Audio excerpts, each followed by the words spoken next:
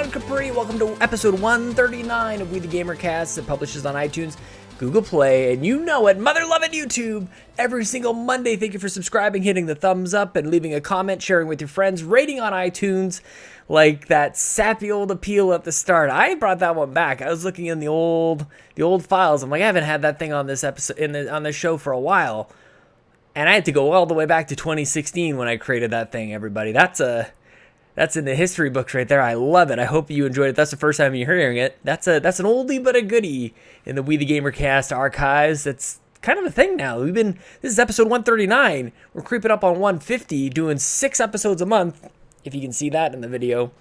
It's all thanks to your support at patreon.com/makeisbetter. We're doing 6 of those a month. 2 returning guests. I still have to line up April. We'll get to a whole fresh start. It's April Fool's today as I'm recording this. I wish I had, now that I'm saying this out loud, I wish I had kind of brought up a bunch of the best April Fool's jokes. Sorry, off the top of my head, I saw one of Dying Light is giving a Battle Royale mode, and also Shovel Knight 64 was teased. So can't wait for those things to totally happen. But thank you to everybody for supporting us at patreon.com/makeisbetter, especially our platinum executive producer. Another month, holy crap, Corey Hicks. Thank you, man. Thank you very, very much. Our gold executive producer, Sheldon, Benedict, and Mr. Moody, and our gentleman executive producers, Nick Milicia from Next Level Games, Joel Brooks, James Johnson, Dr. Doom, Jesse Armstrong, David Ray, Aaron Doherty, Martini Jean, and Dude427, always showing up in the streams. Thank you, Dude. It's good to hang out with you, man.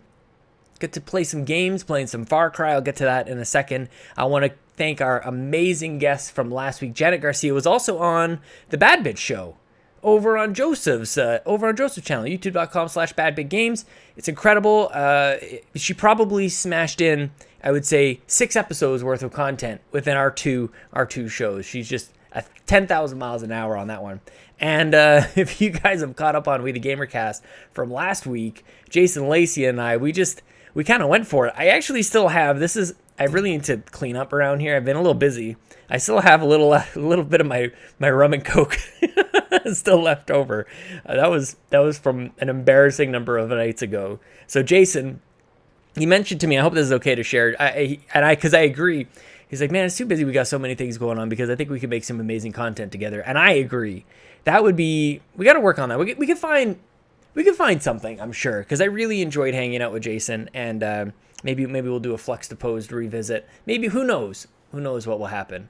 But thank you to everybody for very kind words too. I was not worried, but long episodes are tough to fit into the rotation, especially if you're just listening to stuff on Make Us Better. There's a whole bunch of stuff coming out from this group of amazing people. It's hard for me to even keep up, so I understand. I was a little.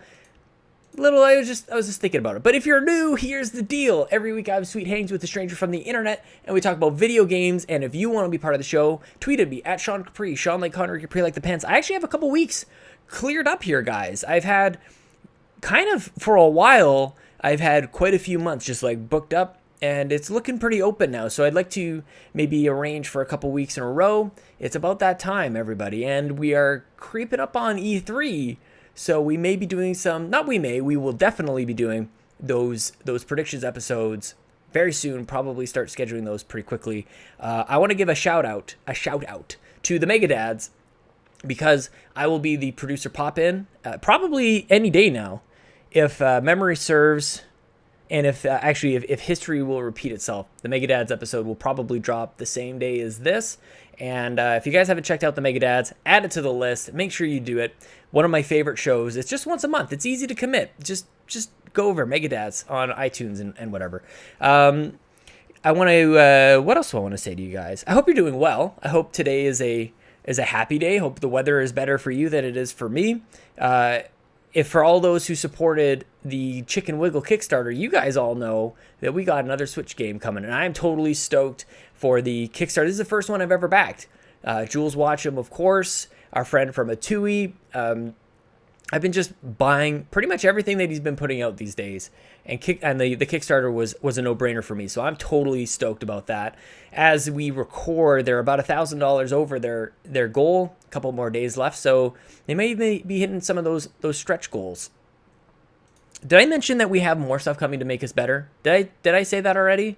Because Nintendo Nostalgia and Warp Whistle officially as of right now, part of the Make Us Better. I know we said Warp Whistle last month, but Mark didn't get any money last month. He was still shutting down his Patreon. So this month, out of the Make Us Better pot is this, If We Ran Nintendo, Bad Bit Games, Trophy Room, Nintendo Nostalgia, Warp Whistle Podcast, Warp Whistle Gaming, all the dailies. It's all supported thanks to you guys. So April is a big, big month. And we really do. I'm not even just saying this. I hope to have even more coming. I think we're onto something here. Before we get to my chat with Thomas King, we are about to geek out, everybody. We dedicated an entire show to geek outs this time. We're going to talk about some Age of Empires. We're going to talk about some Dungeons and Dragons, really, and hardcore games. Holy crap. Thomas is on a totally another level. You can follow him at GameStom_UD. But I want to let you guys know, and you can maybe sway me one way or another. You may have seen I posted in the Super Indie Central Facebook group. The link is in the notes. That I'm considering trading in my Xbox One S, it's right here, and my PS4, the Destiny white one, my 2 white remaining. Are those the only ones I have that are white? I guess so. So I'm thinking about trading in two of my consoles towards a PS4 Pro, which is kind of nuts that actually won't even get me there. As far as I can tell, there's a deal for PS4s for $200 I can get for that, so that gets me about halfway there. And I'm not sure. I don't know if maybe I'll sell the Xbox privately or whatever, but I just feel like I should have it. And maybe that's not the best way to make decisions. I'm curious if you guys have a PS4. Join the Discord group. Join the Facebook group. Get in there. Let me know what you guys think. If you have a Pro, or if you can convince me otherwise, I'm up for it. But none of that fanboy stuff. I don't want any of the fanboy stuff. I like the PS4. I'm enjoying it. I would actually like my PS4 to actually eject. That would be great. I had to it's a whole other thing. So I'm considering that. Playing some more Far Cry 5. You guys can watch me play that at youtube.com/WeTheNerdy pretty often. Also, Chris Berto playing Gears of War, Cuphead. Just killing Cuphead, by the way. Congrats, Chris Berto. I think that's good, guys. Why don't we just go ahead and get right into it. My guest this week is Thomas King. I want to thank Mitch Power for linking us up, man. I don't even know what ended up happening. At one point, Mitch was looking for some guests, and I put out a tweet, and then Thomas and him connected, and they did the thing. Growing Up Gaming is that show, and then this happened. It's just sort of like this magical world of internet and podcasting and magical friendships. Here's a good one for you guys. Here he is, Thomas King.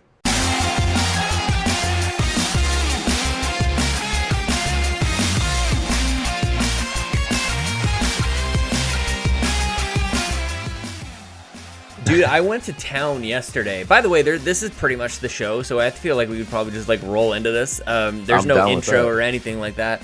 I went to Walmart yesterday. I needed to pick up just a little can of like crappiest primer paint I could find, and I'm like, oh, in between the entrance and the paint section is the video game section. Let's and I don't even like really buy physical stuff anymore, and I have like more than enough controllers. I don't need anything. There's no reason for me to go there. But there's the Amiibo section, and there's the Lego boy. Dimension clearance section, because that game is going to hell. Oh yeah, for sure. My little brother had that for a minute, and I remember when I was at home, mm-hmm. there was just all those toys were just everywhere. The house was just littered with them. Mm-hmm. Yeah, man. So like when I was a kid, I'll get back to the story in a second, but speaking of Lego, like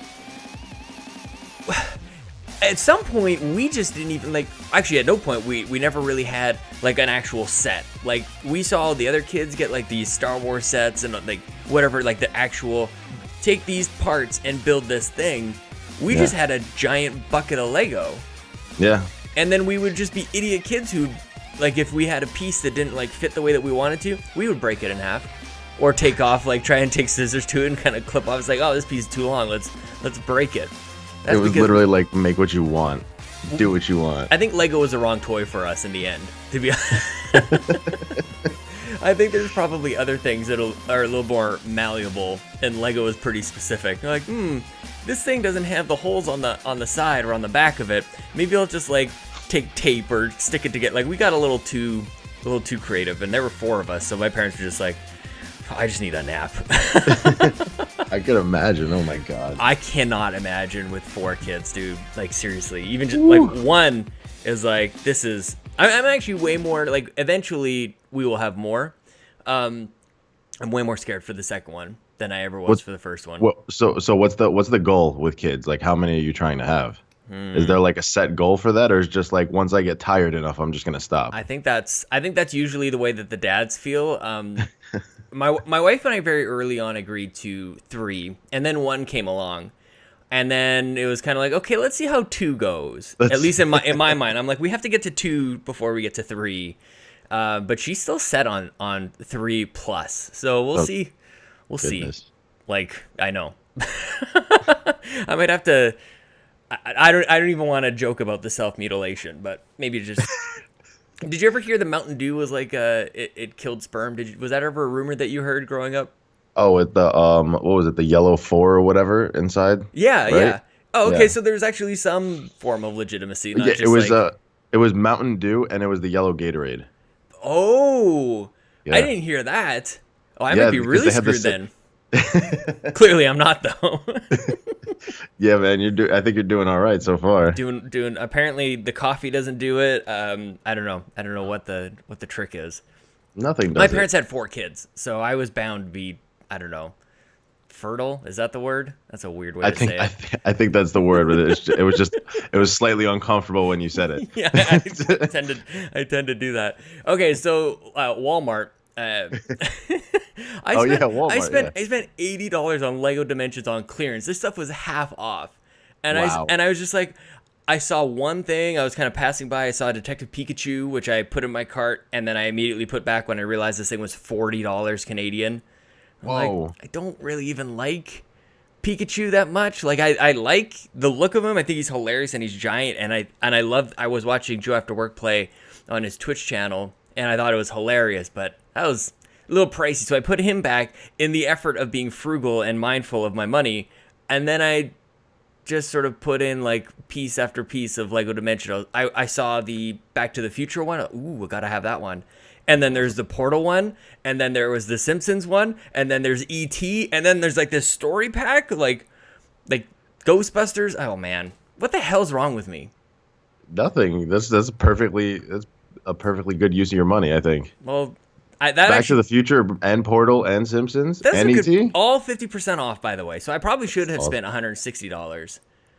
Do you ever do anything? No, but 80 is good. 80 is good. I still felt kind of bad about it, and then I got home and I sheepishly put everything on the counter. I'm like, I went to my wife and I'm like, I kind of spent a lot of money. And she's like, well, how much is a lot? Like, how much? I'm like $80. And she's like, oh, that's okay. Like, look at all this stuff you got. I'm like, man, I totally lucked out. Are you serious? Yeah, right. I'm thinking in my head, like, I'm walking home and I'm like, I'm gonna have to I don't know why I don't just go back into the store and I return this, or I'm gonna like have to mow some lawns or something. I'm gonna have to earn some money. You're waiting to get yelled at by your wife, so it kind of validates like I should go return this right now. Seriously, kind of deal. I was waiting to yell at myself, to be honest. I wasn't even like she never really. I honestly can't remember the last time that I bought something. She's like, you probably shouldn't have done that. Like we are so aligned. We were very lucky in that way. But I'm curious. I keep talking, Thomas. I'm curious about you, man. Now that we're kind of on the topic of just random spending or overspending. Sure. How, like, do you have a particular budget for video games? Do you overspend? Do you find yourself doing silly things like that? Because I try to be frugal, and then all of a sudden it's just like I let loose. Oh, yeah. See, I'll go like months at a time without spending anything on them. Mm-hmm. And especially for me, because I just got a PC. I've always been a console gamer. I was a PC gamer when I was younger. Me too. And then like I kind of eventually played Age of Empires for like 7 years. So I was like, okay, I gotta get on a different game at this point. But now I find myself like going on Steam and like, oh man, this is off and this is off. I'll just like buy a whole bunch of stuff. Mm-hmm. And I think it was 2 weeks ago. I bought Dark Souls 3. I bought StarCraft, Subnautica. Desolate. Mm-hmm. Like I spent like a good like $100-something on games in like 20 minutes. Yep. And you're like, oh, I'll just pick up one thing. Oh wait, look at that. Yep. I'll just add it because it doesn't cost anything to add it to the cart. Let's just see what happens. It's checking that card out. That's the difference. It feels nice to just load up on that. I love that you mentioned StarCraft and Age of Empires in the first 10 minutes of this thing. Oh yeah, man, that was my life. Are you kidding Oh, me? I love it. Yes. If you give me 10 minutes, I will say every audible like term from Age of Empires that you could actually have. Nice, man. Did you check out the definitive edition that came out this year? Yes, I did. How I didn't put that much time into it actually. I played it for a couple days and then just kind of like kept going. I was like, "Oh, this feels fun." Did you get right back because I was never 100% into it. StarCraft was my jam. I was like, "Oh, Age of Empires is really sweet, but it's still not StarCraft." So when I revisited it, it was very similar experience for me. Yeah, I dove right into it because Oh, Age of Empires like speaks to me on multiple levels. It's a game, and I'm somewhat of a history buff. Okay. So that like, but the thing is, I never really play the campaigns. I don't. I just sit there and I'll play like I'll match myself against 4 computers, so it's 4v1, and I'll try to see how long I can last on the hardest difficulty, and it's never really that long. I just get wiped out in about 20 minutes. But it's still so much fun. it's Good such a Lord. solid. It's such a. I remember looking at it going, "Oh, well, that's the future of graphics." Like I'm sitting here playing Warcraft 2, and then Age of Empires comes out. Look how realistic this thing is, and you chop down the trees, and you can actually see like that individual tree fall over instead of just like this batch of forest that they sort of like take out. That was an attention to detail. Instead of it going from like standing up and then all of a sudden it's just on the floor. Yeah, like I love that. So how has the return to PC gaming been going? Like why and why? All right, I did it strictly. I actually bought a computer strictly because of working purposes, Oh, but okay. it's turned into my gaming machine. I love like how that I'm happens. kind of a little upset. My PS4 is just sitting. I feel like it's crying every night because I'm only using it for Netflix now. So there's and I'm sitting here like drudging through Dark Souls and Subnautica like pretty hard. But it's oh my god, I love it. I even got myself an Xbox Elite controller just for the computer. That was going to be hate- my question. What Oh, are you yeah. using for a controller? Yeah. Oh yeah, because I know I'm gonna drive people nuts, but I hate keyboard and mouse. It is a disaster, and I don't understand it. I don't think you'll make people that upset. I think most people understand. As soon as you were able to start using console controllers on a PC gamers sort of lost that right to be upset about it. Like it's not the purest thing that you used to have, or at least you'd have like. Remember? Did you ever? Okay, because you played PC back in the day. Like I had the Microsoft Sidewinder gamepad and the joystick. Like, did you have anything Oh yeah, like I those had ones? because I had it wasn't Ace Combat. It was Oh, it was no, I had the I don't know if you remember the really really shitty version of the Independence Day video game on the PC. no way! Yeah, it was terrible. So I bought a whole stick just for that game. No way! I And need it to was- look that up. It was really bad. It was just really bad. What kind of in- like what was it like? I'm just was imagining one battle, like basically the thing that Star Fox 64 ripped off.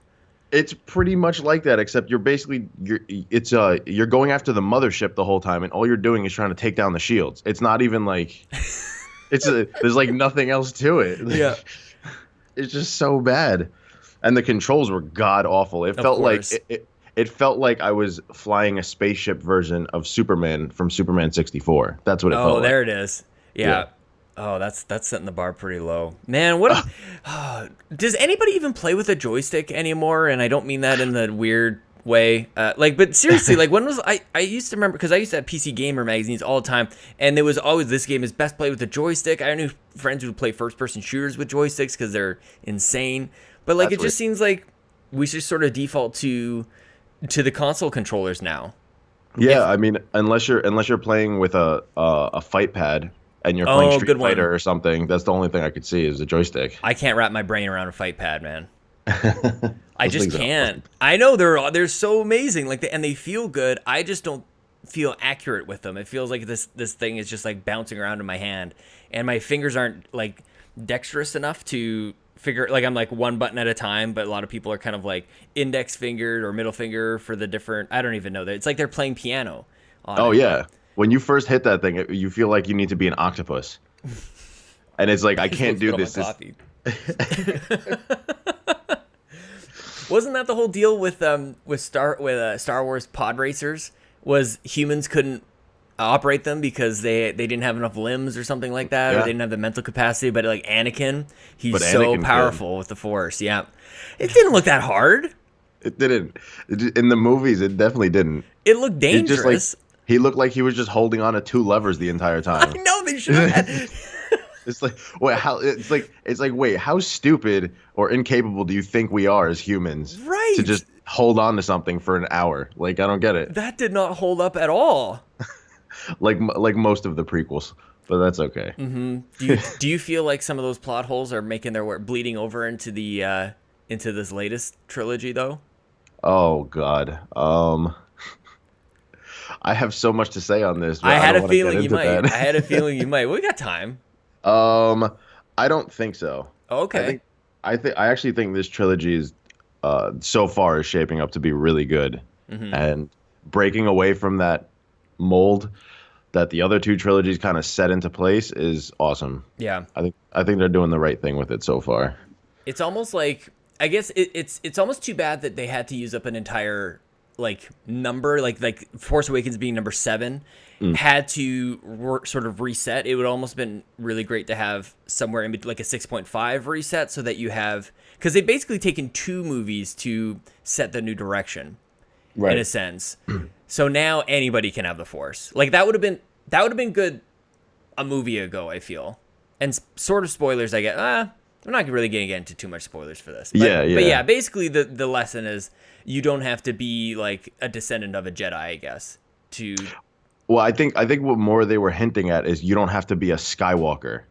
Because it just seems like Skywalkers are just like, they're like, they just are the heroes of the galaxy.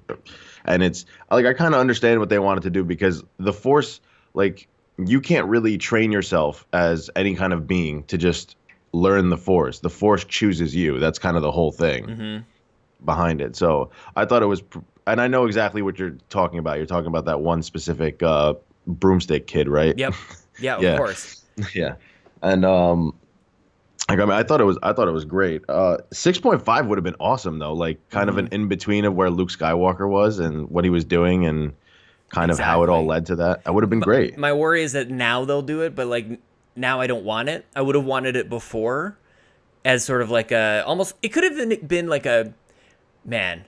This, I don't even know where I want to go with this, because as soon as I say like they could have done it before, I start to think of Final Fantasy 15, where they did the Kingsglaive, and you're like, if you don't watch that, then you don't really know what's going on. Like, how pivotal do you make that sort of almost optional? It's sort of like books in a way, where you don't really get an appreciation for the entire canon without reading the books, but then not everybody's reading that, so how much do you lean into that? Like the scene with Kylo where he's topless and he's all greased up and everything, apparently is like, there's a reason for it. Do you know about this?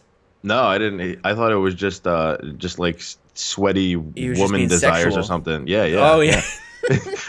And I may be wrong about this, but I'll just perpetuate this totally maybe unfounded truth. Apparently there's something to do in Sith lore or something where you punish yourself to like generate hate, and you make yourself more powerful or something like that. So apparently he was doing that. Apparently he was like hitting himself or something. Oh wow. So I don't know. Maybe I should probably Google that at some point instead of just like telling people that. Is that in one of the books or comics or apparently somewhere? I can't remember who told somebody who's listening has told me that for sure. So hopefully they can remind me.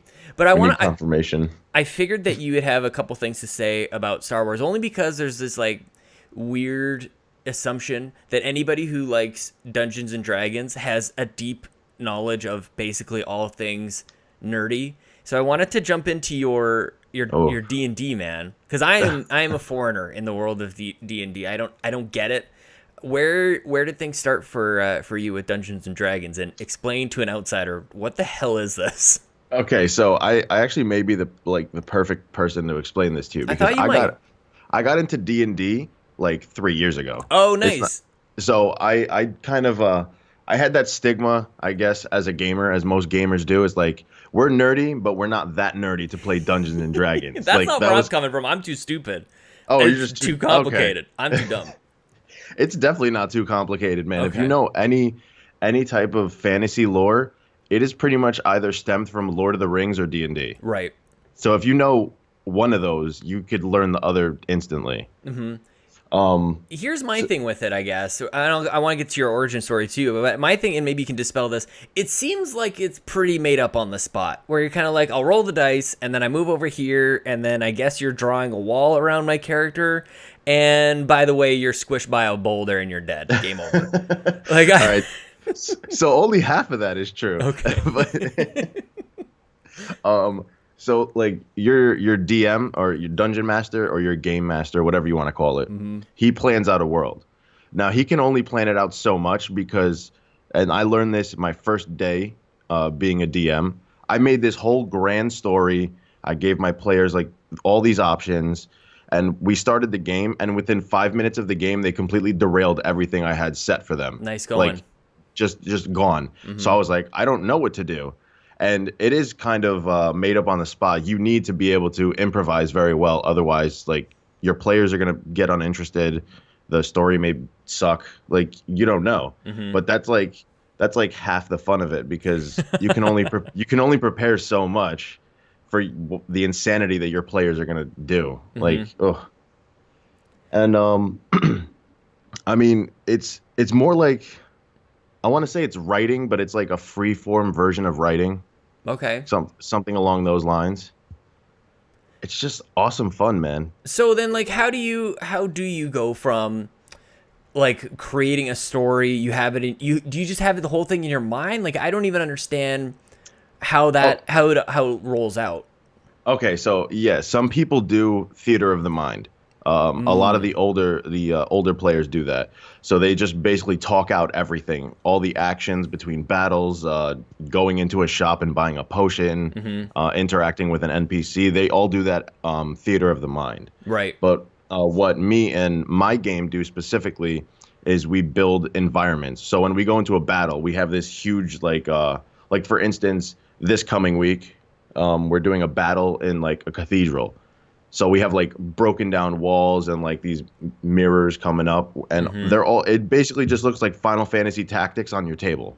Oh, that's awesome. Yeah, exactly.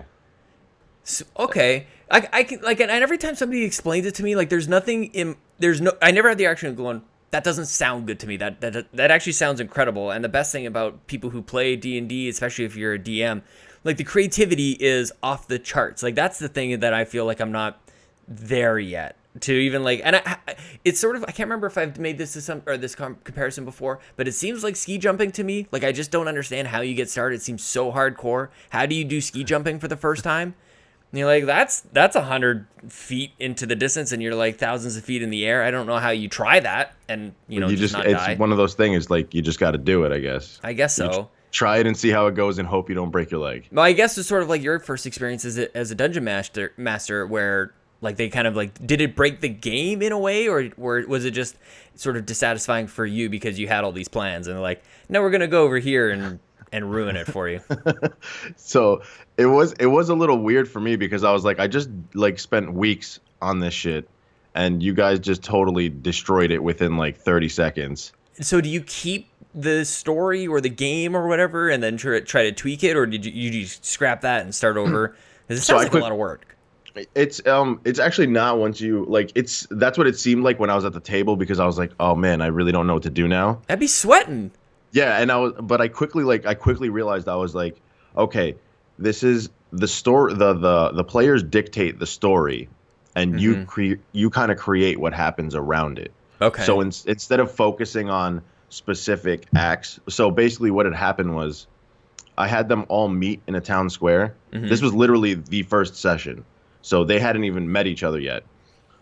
They got to the town square, and there was a man being hung for a crime. And so I'm like, all right, in a couple minutes, this guy is going to get hung, and I'm going to have some bandits swoop in and attack them. Perfect, no problem.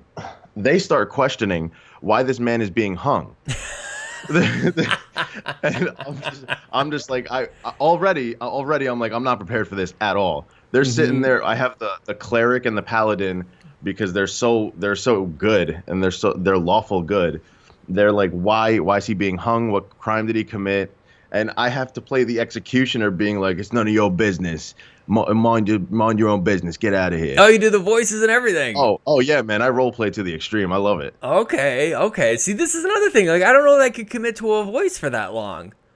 Oh, it it This is seems so a little impressive. cumbersome. It Yeah. seems cumbersome, but it's really fun after a while. Yeah. So then Like what were you able to come up with on this? Because that's the thing, like people are going to question, and from like as a dungeon master, it's not even just creating the game, it's trying to understand all the different types of characters that can populate the world and their role playing as well. So it's not even that you have to think of my friend John and what he would ask, but like it's not John anymore. He's playing this character and he's going to think, like you said, like as a lawful good or a neutral whatever, like I don't even know the rest. A good friend of mine, Sylvius the Mad, his Twitter bio is actually a. Let me see if I could find it here.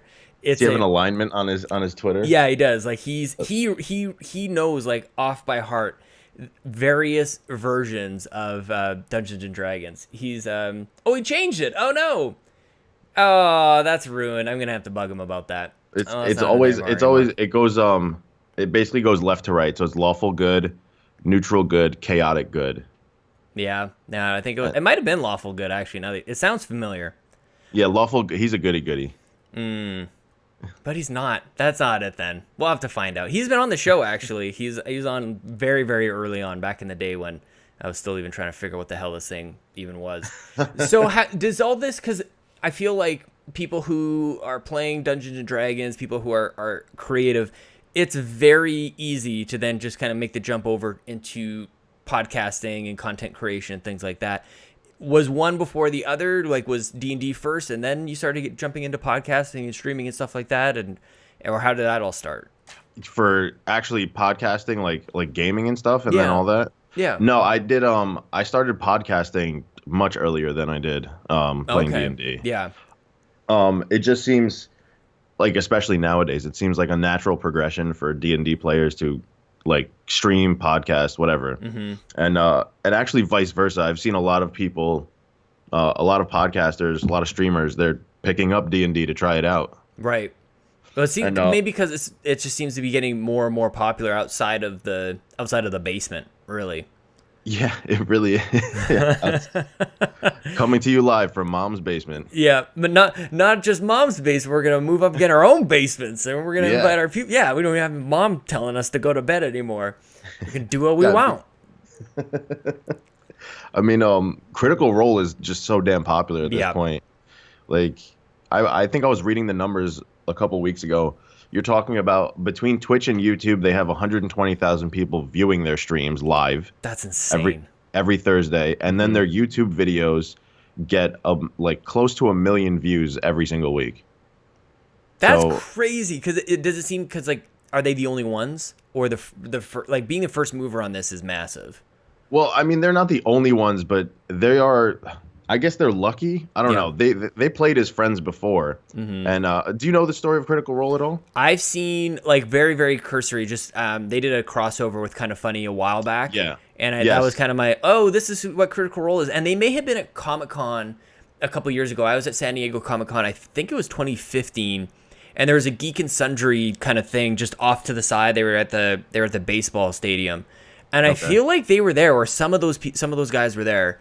But yeah, very, very just kind of like, I'm aware of them. I know that they're the big deal. I've seen a couple of their videos, but I just kind of got a little uncomfortable with the voices, to be honest with you.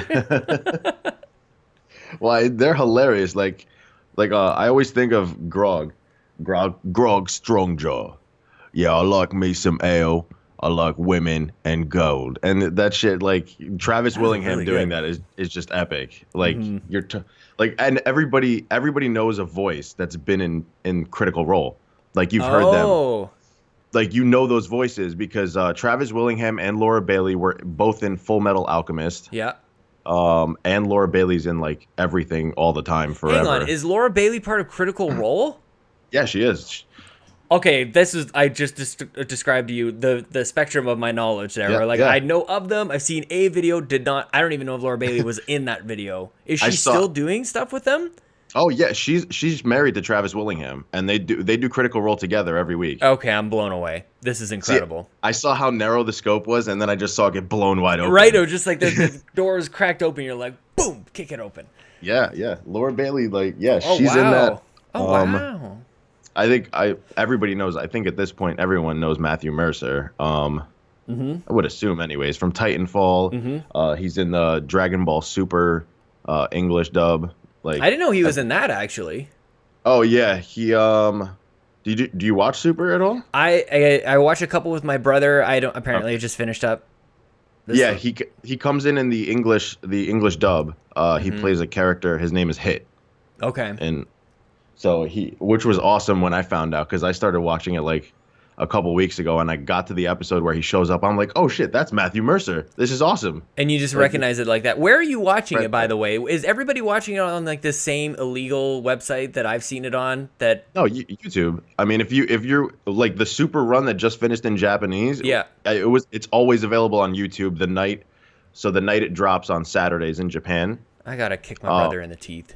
He's showing me this website. I don't want it in my house at all. I've stopped, like, I don't know, man. Like, the days of Napster and LimeWire and everything else like that, like, those are long gone for me. There is no way I'm risking everything, like, this whole setup on, like, I'll just wait for things to be legal. I have no need. I've got enough to do that I don't need to, like, race out and get things that are illegal. But it's on YouTube. What the heck, man? Yeah, well, I watched it all on YouTube, and then I found out about Verve.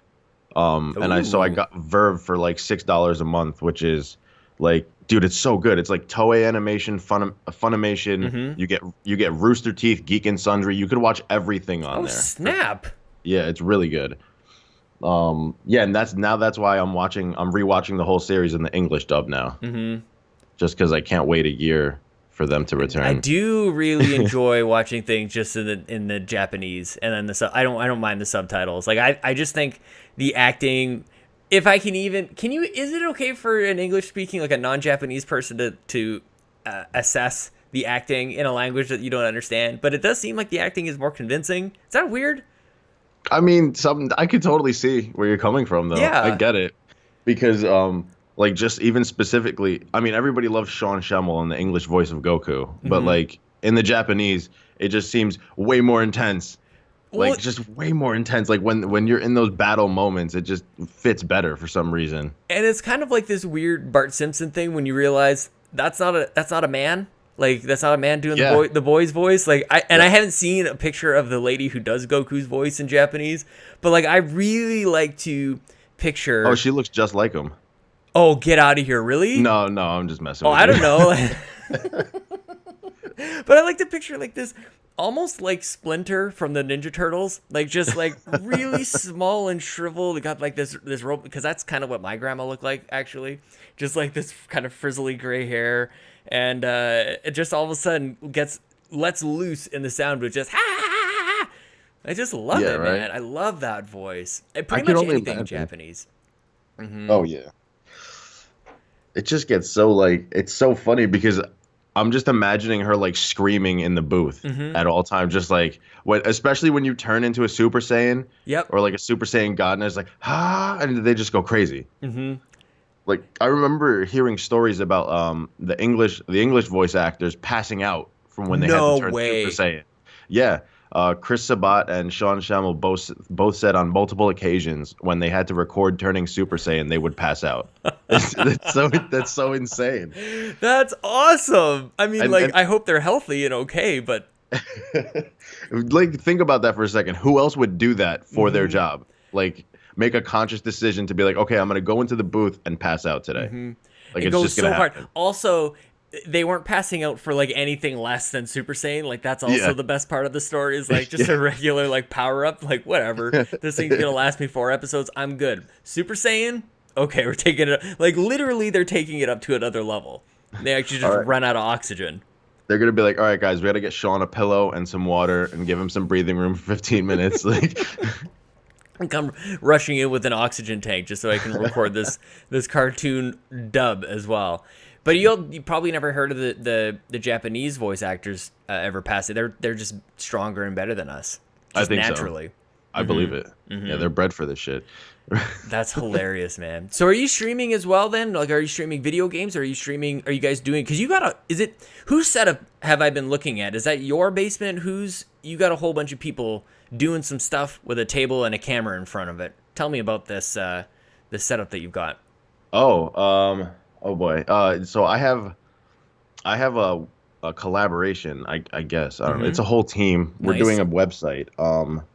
So we're trying to marry the nerddoms of gaming and tabletop together Okay.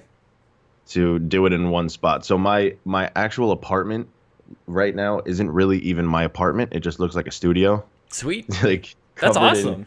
covered in soundproofing, and there's like mics and cameras and gaff tape everywhere. Mm-hmm. Um, so yeah, we're trying to actually we're gonna be streaming a D&D game once a week. We're gonna be doing a podcast once a week, and a whole bunch of other fun stuff. Dude, that's awesome. Yeah, Where can people find all that stuff while we're talking? We'll get a quick plug at the end as well. But where yeah. is there a place?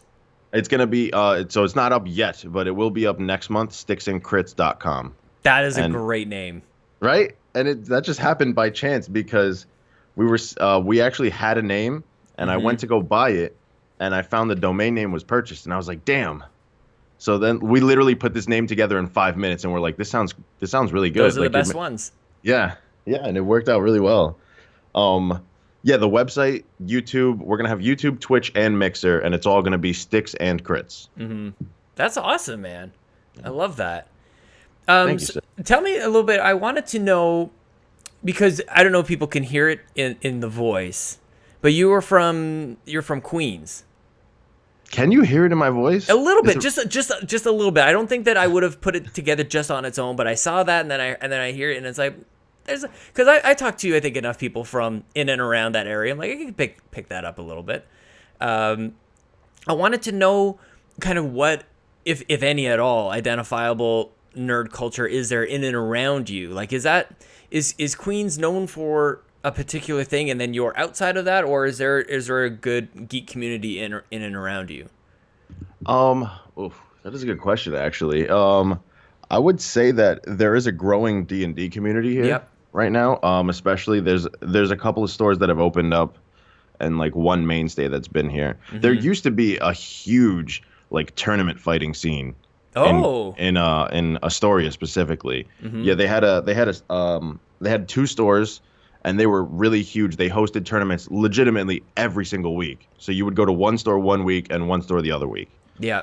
Smash, Street Fighter, Mortal Kombat, like everything. Oh, Mortal Kombat. I love Yeah. it. Oh, dude, Yeah. that game is so awesome. It really, my one friend is obsessed with it, and I play Street Fighter. So whenever I go over, he's like, "Let's play Mortal Kombat." I'm like, you're just gonna beat me because I play Street Fighter. So what's the point? Like, And as kids, like when we played it at first, we were like, well, I know these are different, but it doesn't really matter. Like, because I just want to play something where I can rip somebody's heart out of their chest and then like hold it up into the sky because that's awesome. But like, as we started to dive more and more into it, those games, they look so similar, became like we started analyzing them where like they're actually not really anything alike at all. And now that the games have been iterated upon, you know, one after another, and we're 20 or 30 years from the first ones, like they're way different. But I remember thinking like, well, they're just fighting. Like all fighting games are the same. oh God, that's so wrong. I mean, now we Right? know that's so wrong. Like I feel like as it went on too, they just diverged even further from each other. Exactly. As each iteration came, like whoa. Well, Especially and then you got now, guys like holding swords and stuff, or like Killer Instinct came around and had just like combos and combo breakers. That wasn't really a thing in Street Fighter at all. combo breaker. Oh, so good. And the soundtracks. Remember getting a soundtrack with the games? There. Oh get a wow, little that's CD. old school stuff. Yeah. Dude, that's awesome. Oh, I don't know why you just reminded me of this, but I just remembered do you remember the demo discs that would come for like PlayStation and stuff? Dude, yeah, man. Oh my God, Tony Hawk Pro Skater for like as long as I could on that one level. There was one episode of this show. It was very early on. James Michael Ajeski, if he still listens, I hope you're doing good, dude. He reminded me of these discs that came with PC Gamer, and it was sort of like the whole thing was hosted by this coconut monkey thing.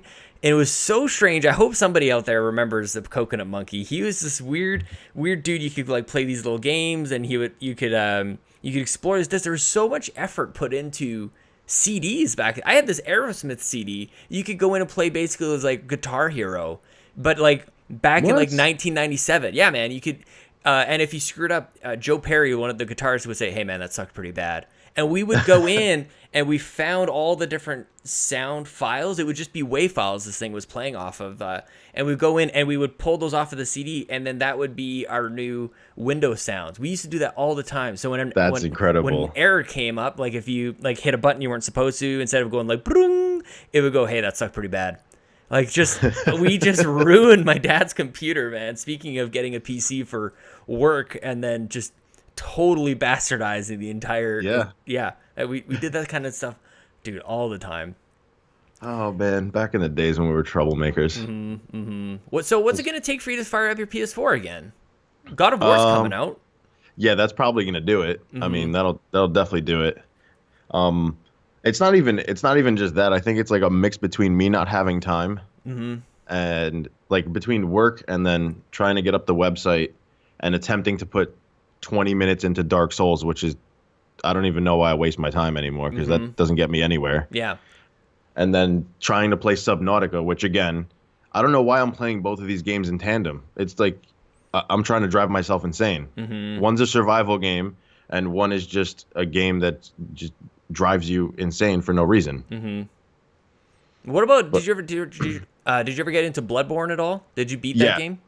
So yes, I loved Bloodborne because my history with the Soul series is not. I did not like 1 and 2. Yeah, me neither. I tried it. I just didn't like get in, and I did it after Bloodborne actually. You did it? Which one? I did Dark Souls. I went back. Bloodborne. Yeah, I got Bloodborne. I was like, I had a very good, like a fortunate first try with it too, because I was on Christmas holiday and just had an entire day that I wasted probably the first 6.5 to 7 hours of just dying. I don't get it. I don't understand. I just keep losing all these blood echoes and everything. And then I'm like, oh, I can go buy skills. Oh, I can like grind and level up. And I started to get it from that point. I would just redo the same section, and then I would cower back and then upgrade. Like I kind of created my own way of playing that game that actually ended up being what most other people do. But I discovered it on my own, so it felt like my own way. And then that felt so much better. I felt like I figured it out like a puzzle. And then going back to Dark Souls, like for me, it was, I like the goth sort of like monster world of Bloodborne more than the medieval part of Dark Souls, which I'm guessing wasn't really the same reaction that you would have had to the Dark Souls world. Oh yeah, I mean, yeah, Bloodborne's way more appealing on so many levels. Yeah, it's just the first off, the design it's so like, I don't know if grotesque would be the word, but I feel like it would fit anyways. It's just so awesome, and Dark Souls is like, I feel like the Dark Souls series just tries so damn hard. Yeah. For some reason, like when I'm playing it, like specifically, I remember in the beginning of the game, I'm going through the high wall of Lothric, and it's like it's this very low set wall. It's just like a bunch of levels, and everything is just it's just so dark and like grim, and there's like nothing to it. It's very weird. Like I get like they have this whole big cathedral looking over the mountain and all this, and that kind of looks amazing, but at the same time, everything is just the same. Yeah, man. Like it all just blends in together. It doesn't look any different from any of the rest of the world. Yeah, and I guess the other part for me too is like experiencing one first probably has a lot to do with it. Where you're like, oh yeah, everything else is an imitation or a different version of the thing that I already like. Even though obviously those other ones sort of came first. Do you think we're getting another Bloodborne anytime soon though? Because I think so. That came out of nowhere. I remember people going nuts because they had liked the Dark Souls series, and it wasn't on my radar at all. I remember seeing that reveal, thinking like that looks kind of creepy and weird, but I didn't know why people were going totally nuts for it. Now I think Bloodborne has the potential to actually be bigger than probably Dark Souls. Would you agree? Oh, 100%. Yeah. I don't know if sometimes I get my own world with these things, but yeah, I think Bloodborne's probably going to be more popular in the end. Yeah, like we were saying, like it's aesthetically it's more appealing. Yeah. First off, I think the gameplay is a lot better in Bloodborne. Just the way it functions, like it seems than like Dark Souls, you mean? Yeah, than Dark Souls. Yeah, yeah, yeah. I feel no matter, like, even if you have a dexterity build in Dark Souls, like I feel at some point it still feels clunky. Like the roll feels very off. and it's like you're just a little quicker, you're a little tighter, like you can move between offense and defense a lot more smoothly in Bloodborne. It seems to me like you like maybe you can break the mold here a little bit, but it seems to me that like are you almost exclusively playing games that are really heavily involved mentally or skill based games? Like, do you ever play anything that just kind of like, do you ever just chill? You ever just have like an arcade kind of experience? I love like Resogun and the Housemarque games and everything. Next Machina is amazing. You just read my mind. Housemarque is one of my favorite devs, Yeah, and man. I got to, which was awesome. Last year at E3, I got to meet them. Oh snap! And yeah, it was. I went to the table. I went to their table like 10 times because I wanted to get on their leaderboard at E3 because they were giving out a signed poster by the entire team. Oh, that's awesome. For what game? What poster was it? It was Machina. Oh, nice. They showed, but it was odd because I played it at no, I'm sorry, I played it at PSX first, and then I played it at E3, and the PSX build was way harder. Oh, really? Because it's like, a hard game, man. Yeah, and imagine getting like a quarter of the points for kills and for power-ups, and I would say about double the amount of enemies. That's what the PSX build was. Yeah, no doubt. And that was, dude, they were like, you keep coming back here, and I'm like, I really want an interview with you guys, but I also really want to make the high score and get that poster. Yeah. What were they like, man? Like, I don't actually know much about the dev team themselves, other than to say that how sad I was to learn how not well the last couple of games have gone, and that they have to kind of shift their focus now. But I don't know. I can't picture a person behind that message that I remember reading just a couple times over. My heart breaking for them. I know. It was really sad, but they're really awesome people. Like, just to give you an example, at E3, they didn't even get a booth like on the actual floor.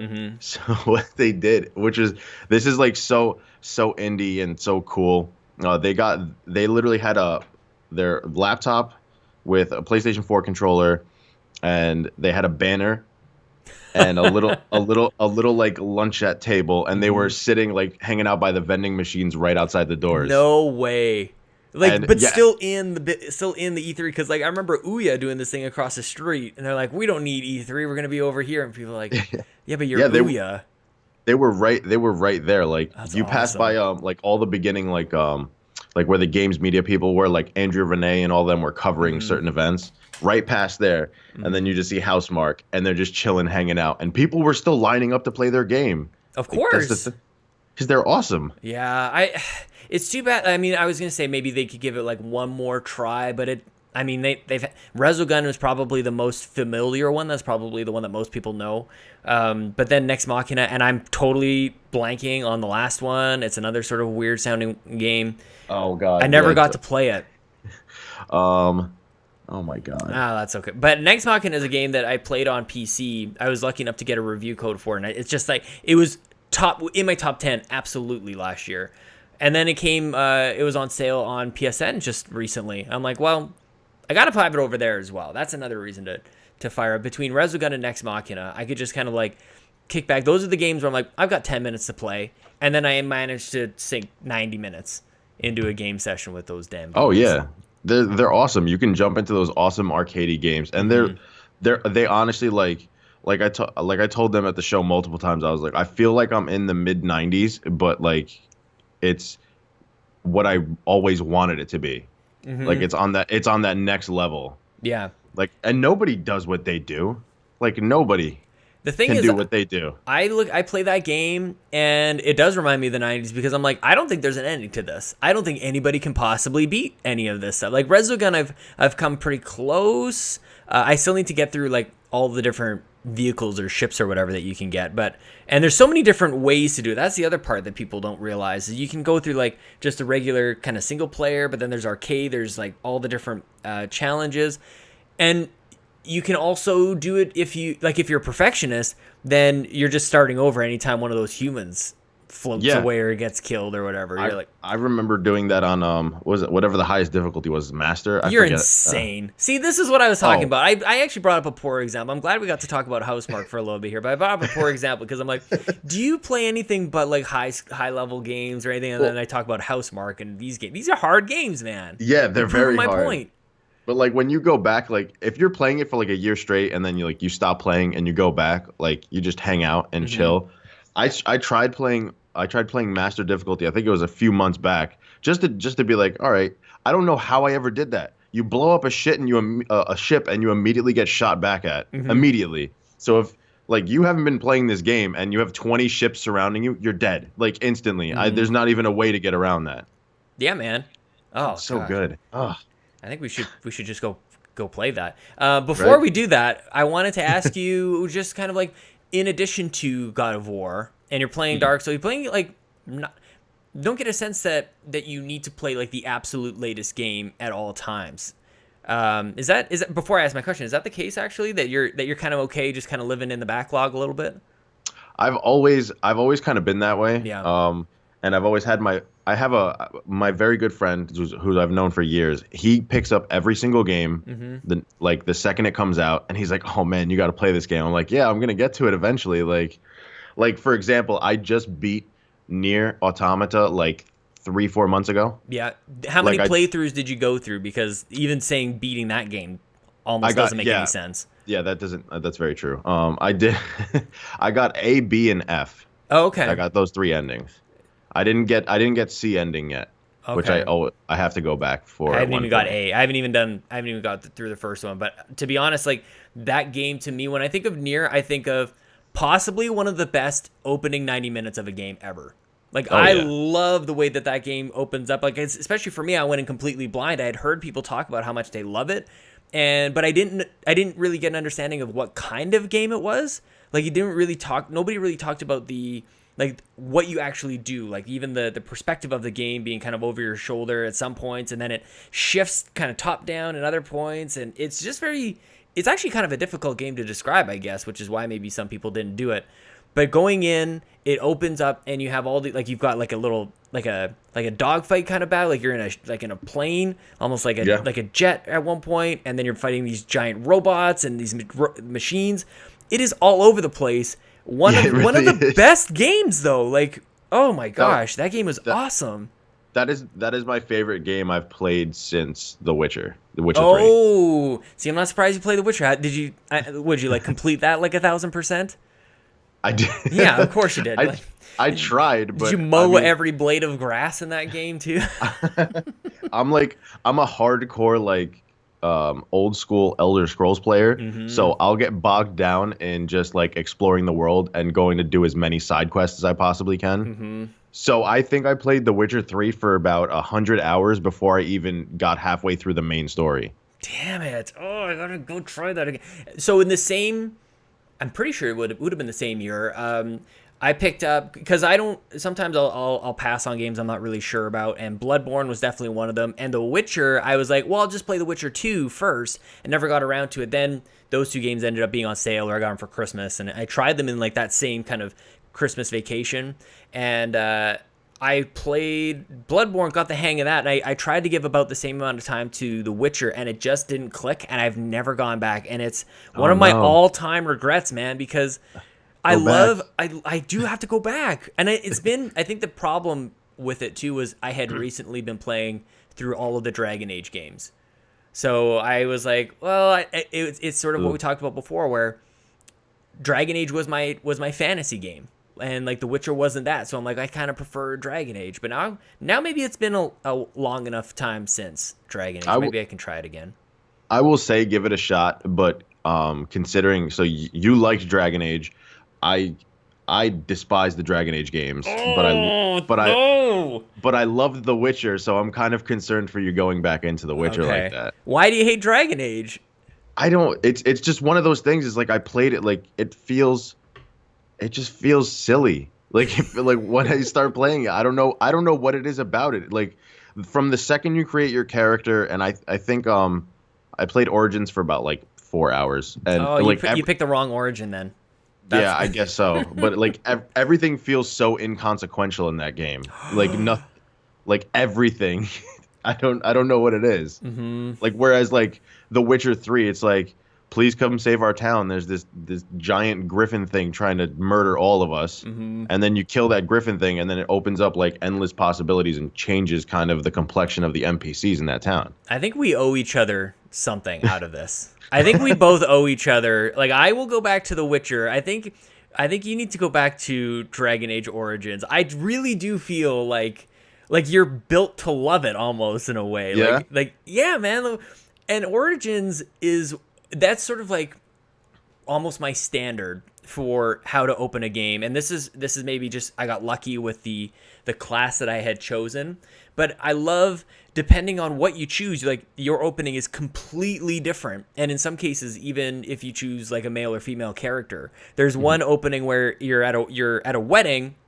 You're getting married. You're a couple that's getting married. And then all of a sudden, these dudes break in and then grab the bride and like throw her in jail or something like that. And if you start as a female, you are the bride and you get taken away. Like it's so interesting. And it's back in the day where I feel like choices did matter. Like you can just totally bypass this one town and it gets like burned down, and you totally, I mean, this isn't actually selling it for people who aren't into these types of games, but you need that town. Like you need to buy something or get something from a dude that's there. So I think things totally matter, which is why I think we both owe it to each other to go back to these giant fantasy games in the middle of 2018, where there's probably going to be a good 3 or 4 dozen games that are kind of must plays here.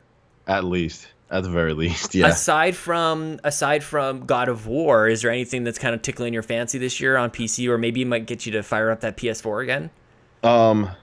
Detroit Become Human. For sure. Yeah, choices. Here we go. I'm a sucker for a David Cage game. Well, that's good, because this show ends with a clip from Heavy Rain. Oh yes. Jason. That's beautiful. Yes. It's so stupid. I wish I could remember who reminded me of that, but it just all of a sudden I'm like, well, we need that clip at the end of this show, and then it ends every show. Just the thing. Just the guy searching for Jason. Everybody did the exact same thing, because it's just like hit X and you're just Jason. So dumb. So yeah, man, I'm pumped for Detroit as well. Yeah, it's gonna be awesome. I didn't that was my one regret that I didn't get to play at E3, because I really wanted to play it, and I stared it in the face. Instead, for some dumb reason, we were getting footage of Knack 2. So like because the guys I worked with hate David Cage, and so I'm sitting there like, guys, they're like, no, Knack 2's right here. I'm like, how is this a sentence that I'm hearing right now? I don't think I would have ever heard that. No kidding. Knack 2. Forget David Cage. It's a friend-ending relationship. Friend-ending statement right there, man. That's it. I was like, sorry, I don't know who you are anymore. Imagine if that happens in a video game and somebody gives you sort of like a statement like that, and you're like, you probably like chop that person in two, or just like leave them behind. Yeah, you probably just straight up murder them. If this was Skyrim, I would fuss road dial you off the edge of a cliff. I would lead you there. Just said to me. What? Is that a spell? I don't like Skyrim either. That's the other thing. Sorry, Wait, man. Skyrim or like Elder Scrolls in general? Don't really like. I actually. Okay, no. Don't play The Witcher 3. Go play Morrowind. Really? Yes, trust me. Just trust me on this. That is the deepest Western RPG of all time. It's amazing. I don't know if I need deep though. I think I need to like kind of get to the shallow end first. I think I need to just kind of dip my toes. No, just dive in. Just cannonball into that thing. Drown in the Morrowind. Who's gonna have time for Morrowind right now? If you start Morrowind, that'll actually be a good segue for you to eventually playing D&D. Well, Baldur's Gate was. I feel like the reason I never got too far in Baldur's Gate is because I didn't understand D&D. Like way back in the day, Baldur's Gate was my first. Well, between that and there was this board game called Heroes Quest that I've mentioned on the show before, and I know people get a little excited. Anybody who's played Heroes Quest before, it's like D&D for dummies, really. Like you get this board and you can like have these different layouts, and it does sort of like the gameplay reveals itself like D&D, and there you got a couple different die in there. Anyway, it's a whole thing. Thomas, tell everybody where they can find you on the internet, man. This has been so much fun to just kind of talk about as many nerdy things as we could possibly squeeze in about an hour here. This has been amazing. Where can people find more? Yeah, man. Thank you for coming on. And thanks. Yeah, thanks for coming on my show, Sean. Thank you. Yeah, yeah. You were about to say. Thanks for having me. Thanks for. I don't even know that's not what I was gonna say, but I don't know what I was gonna say. Let me drink some more coffee here, man. Yeah, I need a second cup. You guys can find me on Twitter at game_stom. And of course, as I mentioned before, you guys will be able to find me on sticksandcrits.com coming up within the month. And Sticks and Crits on YouTube, Twitch, Mixer, Twitter. It's all over the place. It's going to be everywhere. Dude, that's awesome. We're going to be a bunch of silly D&D gamers just shouting things at each other. Well, somebody out there is definitely like praising the sky right now because they're so like I'm sure that there's just not enough of it out there. So I think you guys are onto something, dude. I wish I was into it because I would love to move in on that with you, but there's just not in me, man. But I can't wait to see how it comes. We're gonna be having guests on, so I'll keep you in mind, Sean. It'd be cool to have have guests on who have like no idea what's happening, and that I think that would be super entertaining. It'd be like Conan the Clueless Gamer kind of thing, but for D&D. Yeah. That's the role I want to play. We'll give you just the silliest character write-up. That'd be awesome. Yeah. That'd actually be really fun. I think we should definitely do that. You should, if you get a chance, look up just look up the one, like there's a few clips. Chris Hardwick being on Critical Role. It's hilarious. Yeah, of course. Yeah, Chris Hardwick is a huge inspiration for the show. Of just like, I remember him telling people in the interview, like, this is the show. Like, basically what like that comes a lot from Nerdist from way back in the day, man. A couple of years ago. Yeah. All right, man. Thanks for doing this. Yeah, thanks for having me.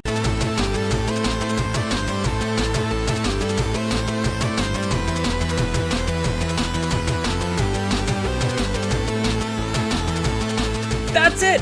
Hang on, don't go anywhere, because I'm going to tell you about a game that we're giving away in the notes. If you play on the PC, Thomas, you may even take this yourself, man, if you're one of the first ones to listen to it. Deus Ex is in the show notes. Go take it. I got it from Humble Bundle. I play it on Xbox. You can have it. I would really like you to take take this game from the show. I haven't been doing that the last couple of weeks, and I apologize. I do have actually quite a few codes from this Humble Bundle. I'm not exactly sure why I'm still doing it. I talked to Lucas about that a little while ago, Lucas Rose from Flexipose. But I didn't want to just give you guys like the crappy leftovers. I'll just give you like the good leftovers. And Deus Ex Mankind Divided is amazing. It is so good. I played it on Xbox.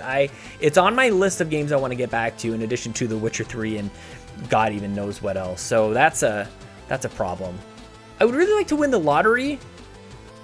Like, that would be really, really nice. I would do this all the time. Like, no joke.